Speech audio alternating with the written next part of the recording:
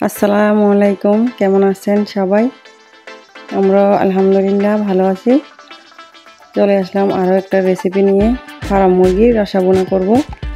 তো যারা রান্না একদম কম জানেন, গুঁড়ো মশলা দিয়ে সালার যারা থাকেন ভাই বোনরা অনেক আছেন যে রান্না বাড়া জানেন না, তো এই মশলা গুঁড়ো মশলা দিয়ে রান্নাটা খুব সহজভাবে করে নিতে পারবেন। আমার ভিডিওটা দেখতে থাকেন, দেখে যদি কোনো অংশ ভালো লেগে যায় লাইক দিয়ে দিবেন, আর বেশি ভালো লাগলে শেয়ার করে দিতে পারেন বন্ধুদের কাছে। দেখতে থাকেন এইভাবে আমি এই সহজভাবে রান্নাটা করে নিচ্ছি। এখন মাংসগুলো ধুয়ে নিচ্ছি। মুরগির মাংসগুলো সুন্দর করে পরিষ্কার করে ধুয়ে নিব।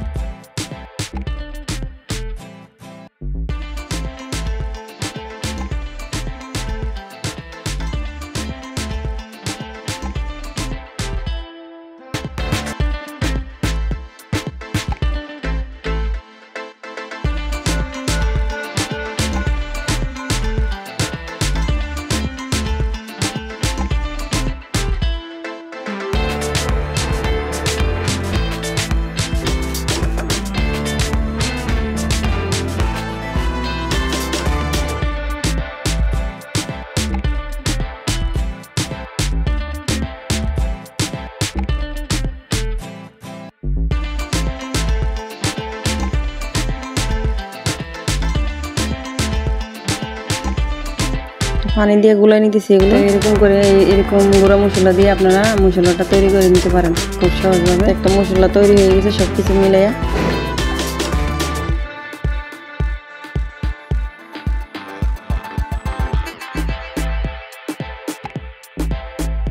মরিচ গুঁড়ো, হলুদ গুঁড়ো সব দিয়েছি। এই যে এখানে আদা বাটা আর আদা রসুনগুলো নিয়ে নিয়েছি, মিক্স করে নিব একসাথে। আর এখানে দিয়ে দিলাম তেল গরম হয়ে আসছে। এখন পেঁয়াজগুলো দিয়ে দিচ্ছি, পেঁয়াজ কুচি।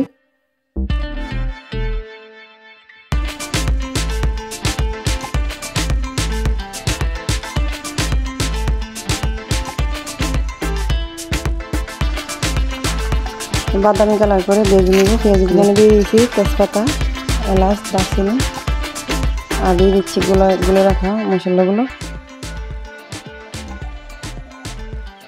কতগুলো পেঁয়াজ দিয়েছিলাম, দেখুন কতটুকু হয়ে গেছে। এরকম করে ভেজে নেবেন বাদামি কালার করে। তখন মশলাটা দেওয়ার পরে আমি মশলাটা ভালো করে কষাই নেব।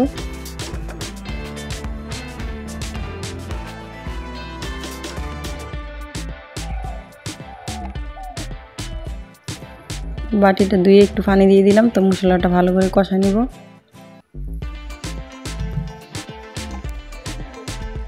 তো তেলগুলো উপরে উঠে আসছে, দেখুন মশলাটা ভালো করে কষে গেছে। এখন মাংসগুলো দিয়ে দিব সবগুলো।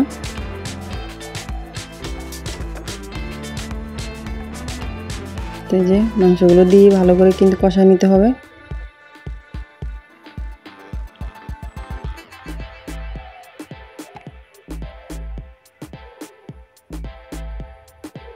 কষাই নিব ভালো করে নেড়ে।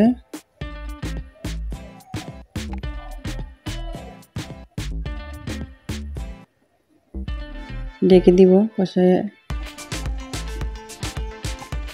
বেশি ঝোল দিব না, এটা রসা বোনা হবে। অল্প একটু ঝোল দিব কষানোর পরে। তো এখান থেকে পানি উঠবে, এটা দিয়েই কষা নিচ্ছি মাংসগুলো।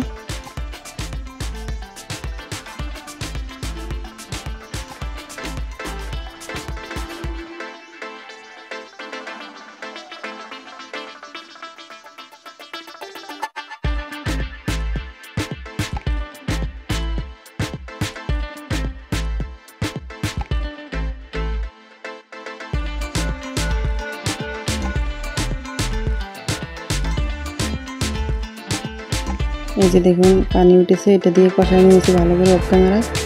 তো আমি এখানে অল্প একটু ঝোল দিব, বেশি ঝোল দিব না।